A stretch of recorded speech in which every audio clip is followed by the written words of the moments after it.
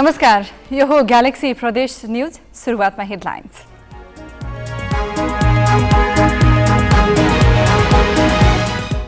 संसदीय गतिविधिमा दलीय कार्यक्रमको असर रोकिएन। पोखरामा माओवादी केन्द्रले चुनावी सभा गर्दा गण्डकी प्रदेश सभा बैठक स्थगित। स्थानीय तह निर्वाचनका लागि देशभर म्यादी प्रहरी भर्ना प्रक्रिया सुरु। आवेदन दिनेको भिड।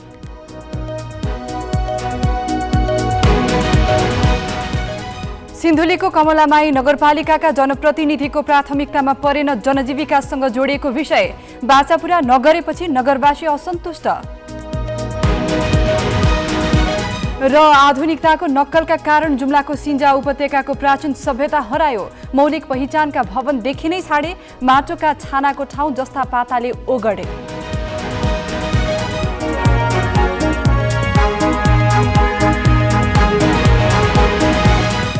अब न्यूज विस्तारमा। नेकपा माओवादी केन्द्रको चुनावी सभाका कारण गण्डकी प्रदेश सभाको बैठक स्थगित गरिएको छ।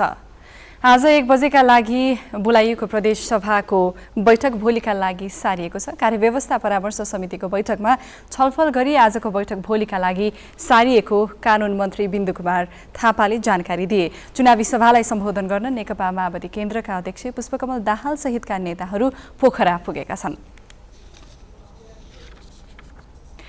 देशभरका जिल्ला प्रहरी कार्यालयमा म्यादी प्रहरीमा भर्ना हुन आवेदन दिनेको भिड लागेको छ। नेपाल प्रहरीले वैशाख 30 गते हुने स्थानीय तह निर्वाचनका लागि म्यादी प्रहरी भर्ना आह्वान गरेपछि आवेदकको भिड लागेको हो। बढ्दो बेरोजगारी र छोटो समयमा राम्रो पारिश्रमिक पाइने भएकाले म्यादी प्रहरीमा युवा युवतीको आकर्षण बढेको छ। थोरै समय भए पनि रोजगारी पाइने भएकोले आवेदन दिन आएका अधिकांशको भनाइ छ आवेदन दिनेमा युवा युवती बढी छन्।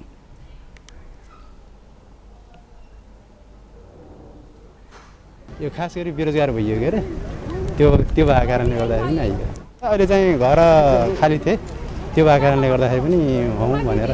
अब के भने नेपाल सरकारले चाहिँ अलिकति यो जब दिँदैन के अरे, राम्रो जब सुइटेबल जबहरू लोकसेवा लड्नको लागि एकदम कम्पिटिसन गर्नुपर्छ होइन, त्यो भएको कारणले गर्दाखेरि यसमा आएको। प्रहरीमा गएर 42 दिन काम गरियो भने अर्को सेक्युरिटी गार्डतिर जान सकिन्छ, पछिको भविष्य राम्रो हुन्छ भनेर म यता म्याग्दी प्रहरीमा आएँ।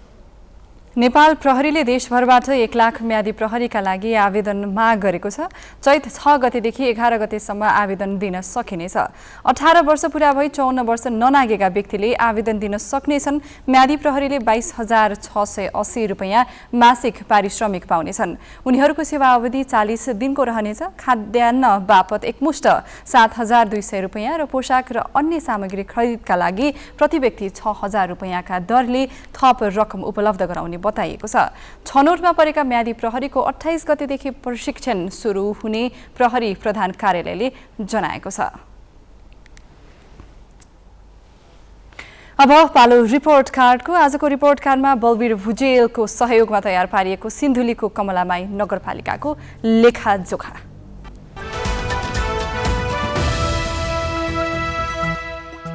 हिमाल र तराईको मध्यबिन्दुको रूपमा रहेको नगरपालिका हो सिन्धुलीको कमलामाई नगरपालिका। नगरपालिकाको नेतृत्वले न विभिन्न राजनीतिक दल चुनावी दौडमा थिए। 2074 वैशाख 31 गते भएको निर्वाचनको मत परिणाम जेठ 4 मा आयो। निर्वाचनमा एमाले उम्मेदवार खड्गबहादुर खत्री विजयी भए। खत्रीले 11,152 मत पाएका थिए। उनका प्रतिद्वन्दी नेपाली कांग्रेसका उपेन्द्र पोखरेलले 8,388 मत ल्याएका थिए। 9,921 मतसहित एमालेकै मन्जु देवकोटा उपप्रमुखमा विजयी भइन्। जनतालाई अधिकार सम्पन्न सफल र प्रभावकारी स्थानीय सरकारको अनुभूत गराउने नवनिर्वाचित नगर प्रमुखको प्रतिबद्धता थियो। जनताका आवश्यकताको प्राथमिकीकरण गरी नगरको विकास र समृद्धिका लागि गरिएका अन्य प्रतिबद्धता यस्ता थिए।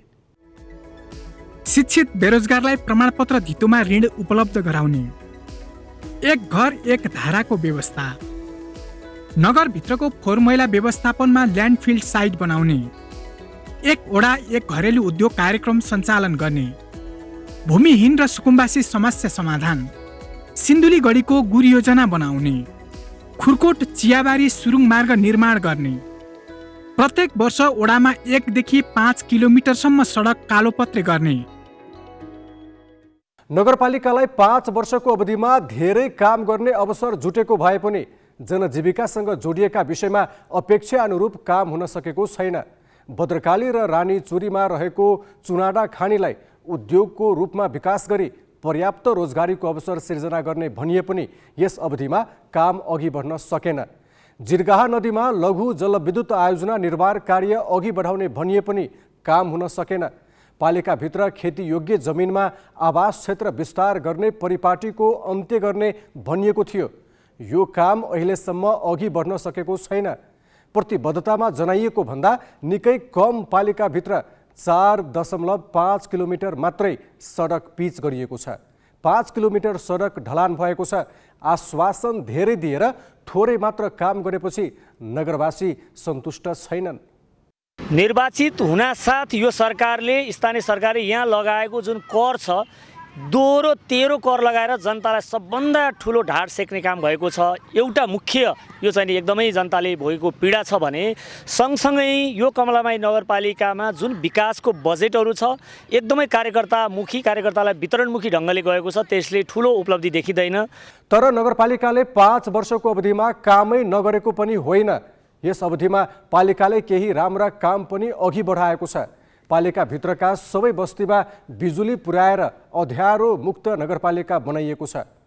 यस्तै मजदुर, विपन्न वर्ग र विभिन्न आन्दोलनका क्रममा घाइते तथा अपाङ्ग 953 परिवारका 5000 जनाको स्वास्थ्य बिमा गरिएको छ। सिन्धुली माढी र भिमानमा व्यवस्थित बस पार्क निर्माण भएको छ। नगरपालिकाका प्रमुख खड्गबहादुर खत्रीले आफू निर्वाचित भएपछि घोषणापत्रमा उल्लेख गरिएका 90% भन्दा बढी काम गरेको दाबी गर्छन्। हामीले घोषणापत्र बमोजिमको प्रतिबद्धता जुन जनाएका थियौँ जनताको माझमा, त्यो जनताको माझमा पुगेको छ। यो हिसाबले हेर्नुहुन्छ भने अहिले कमलामाई नगरपालिकाभित्र रहेका हरेक क्षेत्रमा हुन सक्ला अन्य राजनीतिक दलहरूले कमलामाई नगरपालिका काम भएन, कमलामाई नगरपालिका कर बेसी लियो भन्ने कुरा पनि होलान्। तर हामी प्रश्न के छौँ भन्नुला भने चाहे करमा होस् चाहे विकासमा होस्, हामीले गरेका काम, हामीले लिएका कर हामीले जनतालाई मार पार्ने किसिमका लिएका छैनौँ। हिजोको करको अवस्थालाई मात्रै आधार मानेका छौँ भने अहिले पूर्वाधारको हिसाबले विकासका काम निकै अगाडि बढाएका छौँ। नगरभित्र सम्पन्न हुन नसकेका धेरै आयोजना निर्माणाधीन अवस्थामा छन्। 2000 क्षमताको आधुनिक सभा हल निर्माणाधीन अवस्थामा छ। खुरकोट चियाबारी सुरुङ मार्गको सम्भाव्यता अध्ययन अघि बढेको छ। प्रशासनिक ढिलासुस्ती र भ्रष्टाचार नियन्त्रणमा थोरै भए पनि सफलता मिलेको छ।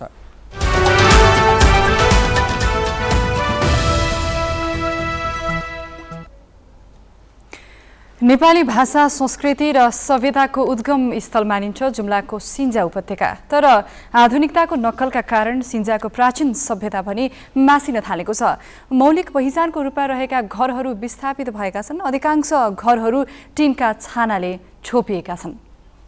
12औं शताब्दीमा खस राज्यको राजधानी हुँदादेखि नै सिन्जा उपत्यकामा माटोका छाना भएका घर बन्न थालेको इतिहास छ। घर 2 तले हुन्थ्यो। भुइँ तलामा पशु चौपाया राखिन्थ्यो, माथिल्लो तलामा मानिसहरू बस्थे।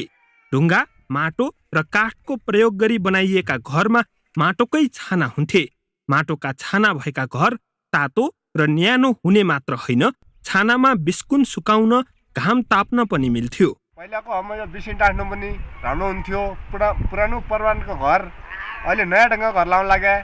तर किन पहिलाको घर धेरै राम्रो हो, माटो ढुङ्गाको तातो हुने, हिमाली क्षेत्रको परम्पराको घर तातो हुन्थ्यो। अहिले अब टिनको सिमेन्टको घर लाउन लाग्यो, अहिले चिसै हुने घर हुन्छन्। समयक्रमसँगै अहिले सिन्जा उपत्यकामा पहिले जस्तो माटोका घर बन्दैनन्। सहर बजारको देखासिकी र आधुनिकताले थिचेपछि घर बनाउन बालुवा, सिमेन्ट तथा इट्टा प्रयोग गर्न थालिएको छ। अधिकांशले आफ्ना घरका छाना टिनले छाएका छन्। स्थानीय तहले मौलिकता बचाउने कार्यक्रम ल्याउनुको साटो वर्षेनी जस्ता पाता बाँड्दा पुरै बस्ती जस्तामय बनेको छ, जुन कुरा गाउँका बुढापाकालाई पटक्कै चित्त बुझेको छैन। संस्कृति सिन्जाको पहिलाकै ठाउँ यो लोभ हुँदै जान सक्छ। त्यस कारणले माटोकै र ढुङ्गाको उसले राम्रै बनाउनु उच्च छ। सिन्जा उपत्यकाभित्र करिब 150 गाउँ छन्। 50 देखि 100 घर एकै ठाउँमा जोडिएका छन्। छरिएर बस्ती बस्ने चलन छैन यहाँ। पुराना घरमा परम्परागत माटोकै छाना देखिए पनि नयाँ घर भने आधुनिक रूपमा बन्न थालेका छन्। सुविधाका हिसाबमा आधुनिक घर बन्नु स्वाभाविक भए पनि सभ्यता मासिएकोमा चिन्ता छ स्थानीयलाई। आधुनिकताको प्रभावले भाषा, संस्कृति, रीतिरिवाज र परम्परा पनि मासिँदै जान्छ भन्नेमा कसैले सोचेको देखिँदैन। ग्यालेक्सी फोकेका लागि जुम्लाबाट मोहन विक्रम शाहीको रिपोर्ट। सहरमा विभिन्न परिकारका लागि माग बढे पनि उच्च पहाडी तथा हिमाली क्षेत्रको मुख्य खाद्यान्न बाली कोदोको उत्पादन भने घट्दै गएको छ। जनशक्ति अभाव, बढी मेहनत तथा लागतभन्दा कम उत्पादन र बिक्री मूल्य कम हुँदा कोदो बालीप्रति किसानको आकर्षण घटेको छ। पाँचथरका धेरै किसानले अहिले कोदो लगाउनै छाडेका छन्। पाँचथर फालेलुङका भोलानाथ अधिकारी 81 वर्षका भए। आफ्नै बारीमा 25 मुरीसम्म कोदो फलाउँदा लागेको मेहनत सम्झदा उनी अहिले पनि उद्वेग हुन्छन्। मेहनत र श्रम प्रयोगको तुलनामा आम्दानी कम भएपछि उनले कोदो लगाउन छोडेको 5 वर्ष भयो। पहिला कोदो रोपिने जमिनमा अहिले मकै, तोरी, अम्लिसो र अरू बिरुवा लगाइएका छन्। अहिले अलिक खिँदै पनि गयो, उत्पादन पनि घट्दै गयो, मूल्य पनि बेचेको मूल्यले पनि कुनै खासै काम काट्न छोडो। त्यसो गर्दाखेरि समय अनुसार होला कोदो अहिले धेरै घटेको छ। हिलिहाङका परमानन्द तिमिल सेनाले घर नजिकै 2वटा पोखरी बनाएका छन्। गाउँमै धेरै कोदो उत्पादन गर्ने किसान भनेर चिनिएका तिमिल सेनाले मेहनत अनुसारको आम्दानी नहुने देखेपछि कोदो बाली लगाउन छोडिदिए। अहिले कोदो उत्पादन हुने जमिनमा बिरुवा लगाउन सिँचाइका लागि पोखरी बनाएका छन्। पहिला 5 मुरीसम्म कोदो फलाउने उनी अहिले घरमै प्रयोगका लागि 4-5 किलो मात्रै उत्पादन गर्छन्। मकै छर्दा 4-5 मुरी, कोदो रोप्दा 4-5 मुरी हुन्थ्यो भने अहिले मकै छर्दा 1 मुरी 15 पाथी 1 मुरी त्यस्तै हुन्छ। कोदो रोप्दा 5 किलो 10 किलो हुन्छ। वनजन्तुले खाना दिएन। मृग, दम्सी जम्मै विभिन्नहरू लागेर अहिले केहीले काम दिन छोडो। कोदो उत्पादन घट्नुको मुख्य कारण जनशक्ति अभाव नै हो। मूल्य नपाउनु दोस्रो कारण हो। परम्परागत प्रणालीले खेती गर्दा बढी श्रम लाग्ने र सोही अनुरूप उत्पादन नहुने भएपछि किसानको रोजाइमा अन्य बाली परेको हो। अहिले एक पाथी कोदोको मूल्य 150 रुपियाँ छ।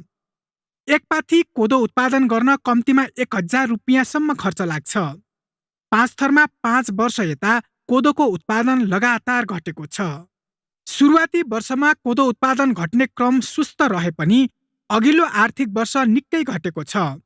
खाद्यान्नको लागि बहुउपयोगी मानिएको कोदोको उत्पादन फेरि बढाउन किसानलाई सहुलियत र आकर्षित गर्ने कार्यक्रम आवश्यक छ। कृषि ज्ञान केन्द्र पाँचथरले चाहिँ कोदो जौ फापरहरू चाहिँ रैथाने बालीमा पर्दछन् र यी बालीहरूको प्रवर्धन र सम्वर्धन गर्नको लागि हामीले गत वर्षदेखि यसलाई चाहिँ अलिकति पौष्टिक आहारको रूपमा पिठो बनाएरदेखि लिएर चाहिँ यसका विभिन्न खालका परिकारहरू बनाएर चाहिँ बिक्री वितरण गर्नुपर्छ भनेर किसानहरूलाई चाहिँ जनचेतनाका कार्यक्रमहरू सञ्चालन गरेका छौँ। र सँगसँगै चाहिँ रैथाने बाली उत्पादन प्रवर्धन कार्यक्रम भनेर कोदो पिस्ने मेसिनहरू भयो, त्यसमा पनि यान्त्रिकीकरण आधुनिकीकरण गर्नुपर्छ भनेर कोदोको थ्रेसिङ मेसिनदेखि लिएर त्यसको पिठो बनाउने मेसिनहरू पनि हामीले समूह सहकारीहरूलाई वितरण गर्दै आइरहेका छौँ। कोदोको उपयोगिताबारे बुझाउने, उत्पादनमा सजिलो बनाइदिएर किसानलाई प्रोत्साहित गर्ने हो भने बाँझो जमिनमा पुनः कोदो फलाउन सकिनेमा दुविधा छैन। यसतर्फ स्थानीय सरकारले पनि ध्यान दिन जरुरी छ। ग्यालेक्सी फोकेका लागि पाँचथरबाट सरोज शर्माको रिपोर्ट।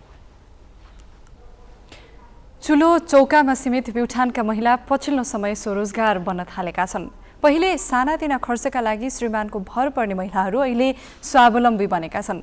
सिप सिकेर उद्यमी बनेका महिलाहरूले आफ्ना लागि मात्र होइन अन्यका लागि समेत रोजगारी सिर्जना गरिरहेका छन्। नौबहिनी गाउँपालिकाकी चित्रकली बुढाले बहानीमा 63 सालमा कोठी हिमाल अल्लो उद्योग खोलिन्।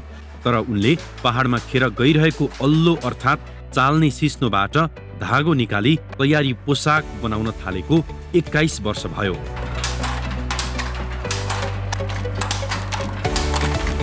सानै उमेरमा आमाले सिकाएको सिपले उनलाई अहिले भने नमुना उद्यमी बनाएको छ। बुढा आफै उद्योगी मात्र बनेकी छैनन्, गाउँका अन्य महिलालाई पनि रोजगारी दिएकी छन्। परम्पराको सिपलाई यसलाई अलिकति आधुनिकमा लगेर हामी व्यवसाय सुरु गरेको 57 सालदेखि मैले यसलाई ढाको खरिद बिक्री गरेँ अनि 62 सालमा मैले अल्लो कपडा बुन्ने तालिम गरेँ। यसले मैले अहिले प्रत्यक्ष 15 जना अप्रत्यक्षबाट धेरैजना छन् धागो निकाल्ने अब खेती गर्ने कुट्ने पकाउने धुने निकाल्नेहरू धेरै छन्। प्युठान नगरपालिका मरणठानाकी दुर्गा केसीले जंगलमा खेर गइरहेका चिउरीबाट हर्बल साबुन बनाउन उद्योग स्थापना गरिन्। 57 सालमा झिमरुक हर्बल साबुन उद्योग स्थापना गरेकी केसीको आम्दानी अहिले लोभ लाग्दो छ। उद्योगमा उत्पादित साबुन कुनै समय जापानसम्म निर्यात गरेकी उनी लघु उद्यमबाट तालिम लिएर स्वरोजगार बनेकी हुन्। आजभोलि भने कच्चा पदार्थको समस्याले उनलाई पिरोल्न थालेको छ। मैले चाहिँ आफ्नो स्थानीय स्रोत साधनलाई पनि मान्यता दिनपर्छ भनेर मैले हाम्रो सुरुदेखि चाहिँ केही दिनको तालिममा चाहिँ हामीले बाहिरबाट ल्याएको जस्तै सुँगुर बुङ्गुरको बोसोबाट पनि साबुन बन्दो रहेछ, त्यहीबाट तालिम लियौँ। अनि बिस्तारै चिउरीको घिउबाट पनि बन्छ भन्ने हामीले थाहा पाइसकेपछि अनि चिउरीको त्यो बाहिरबाट ल्याउने चिजलाई त्यसलाई मैले रोकेँ। त्यसपछि अनि साबुन कति भने 2-2.5-3 वर्ष जति साबुन गएको पनि हो।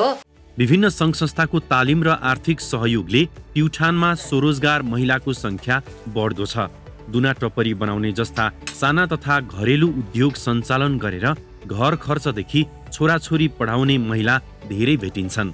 3 वर्षको अवधिमा 556 जना महिलाले व्यवसाय दर्ता गरेका छन्। महिलालाई स्वरोजगार बन्न घरेलु तथा साना उद्योग विकास समितिले पनि होस्टेमा हैसे गर्दै आएको छ। उहाँहरूले पनि आफूले के गर्नुपर्छ, स्वरोजगार बन्नुपर्छ, आफू सक्षम बन्नुपर्छ, आत्मनिर्भर बन्नुपर्छ भन्ने चाहिँ चेतना चाहिँ पलाएकै हुनुपर्छ। त हाम्रो प्रदेश सरकारको प्राइभेट फर्म दर्ता ऐन नियमावलीको अधीनमा रहेर हामीले चाहिँ महिलालाई 50% के भन्छ शुल्क मिनाएको व्यवस्था गरिएको थियो ऐनमै। उद्यमीले चाहिँ निःशुल्क एकदमै पूर्ण के भन्छ शुल्क छुट गरेर चाहिँ उद्योग दर्ता गर्ने क्रम बढेकोले विशेष गरी महिलाहरू नै यो हाम्रो कार्यालयमा चाहिँ महिला उद्यमीहरूको दर्ताको सङ्ख्या बढेको पाइन्छ। स्थानीय स्तरमा खेर गइरहेका कच्चा पदार्थको सदुपयोग गर्न सके यसबाट राम्रो आम्दानी लिन सकिन्छ भन्ने उदाहरण हुन् प्युठानका महिला, जसको सिको गर्न हिजो आज अन्य जिल्लाबाट समेत महिलाहरूको भ्रमण प्युठानमा बाक्लै हुने गरेको छ। ग्यालेक्सी फोकेका लागि प्युठानबाट राजेश जीसीको रिपोर्ट। डडेलधुराको प्रमुख धार्मिक शक्तिपीठ घटालथान क्षेत्रमा पर्यटन पूर्वाधार निर्माणले तीव्रता पाएको छ। पर्यटन पूर्वाधारका लागि संघीय समपूरक अनुदान पर्यटन साझेदारी सहित 4.5 करोड रुपैयाँ लागतमा घटाल क्षेत्र पर्यटन पूर्वाधार विकास सुरु भएको हो। घटाल क्षेत्रमा प्रवेशद्वार निर्माण र रेलिङ लगाउने काम सकिएको छ। ड्याम र तलाउ बनाउने कार्य जारी छ। बुढी घटालका नामले प्रसिद्ध घटालथान पर्यटकीय दृष्टिकोणले सम्भावना बोकेको क्षेत्र मानिन्छ। घटालको पर्यटन पूर्वाधार विकासका लागि तलाउ निर्माण, कम्पाउन्ड वाल, बाटो तथा शवदाह गृह बनाउने काम भइरहेको छ।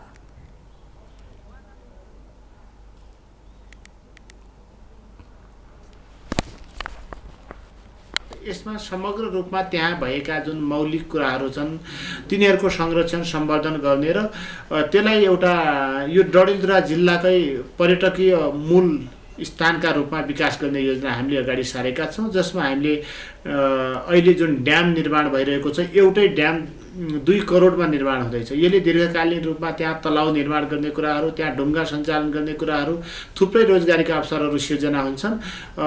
विगतका दिनहरूको भन्दा आज आउँदा नयाँ आउने मान्छेहरू अथवा हिजो 4 वर्ष पहिला आएको नागरिकले अहिले आउँदा महसुस गर्ने ढङ्गले काम भएको छ।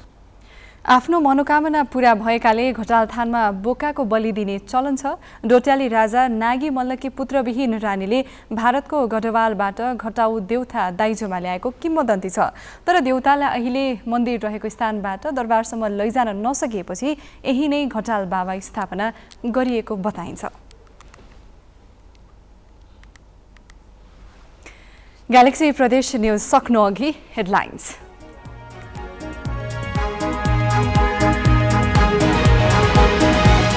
संसदीय गतिविधिमा दलीय कार्यक्रमको असर रोकिएन। पोखरामा माओवादी केन्द्रले चुनावी सभा गर्दा गण्डकी प्रदेश सभा बैठक स्थगित।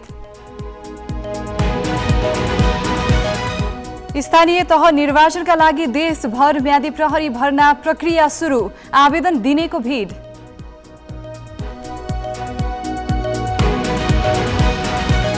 सिन्धुलीको कमलामाई नगरपालिकाका जनप्रतिनिधिको प्राथमिकतामा परेन जनजीविकासँग जोडिएका विषय, बाचा पूरा नगरेपछि नगरवासी असन्तुष्ट। र आधुनिकताको नक्कलका कारण जुम्लाको सिन्जा उपत्यकाको प्राचीन सभ्यता हरायो, मौलिक पहिचानका भवन देखिनै छाडे, माटोका छानाका ठाउँ जस्ता पाताले ओगटे।